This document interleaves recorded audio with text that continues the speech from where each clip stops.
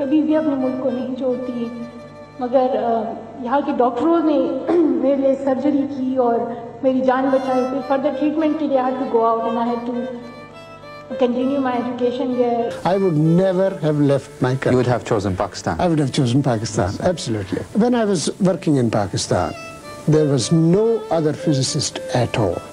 One was isolated. So I had, with the greatest unhappiness, make myself a migrant. I went back to UK.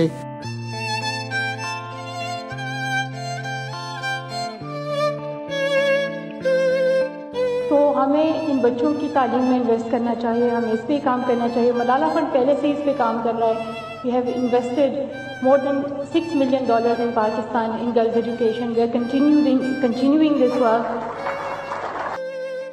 آپ نے Nobel انعام کی رقم کو اپنے علاقے کے غریب اور نادار بچوں کے لیے وقف کرنے کا فیصلہ کیا ہے. اگر آپ یہ نہیں کریں گے تو وہ بچے بالکل ہی محروم رہ جائیں گے. اگر ایک بچہ بھی نکل آئے جو نہایت عمدہ ترقی کر سکے مجھے خوشی ہوگی.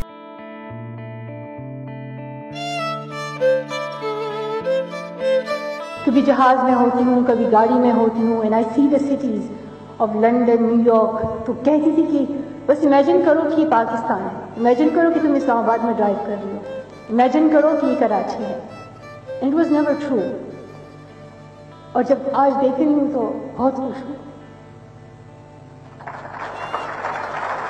آپ کی قوم میں اتنا ٹیلنٹ اللہ کے ذات نے دیا ہے کہ آپ جتنا فخر کر سکیں اتنا کم ہے.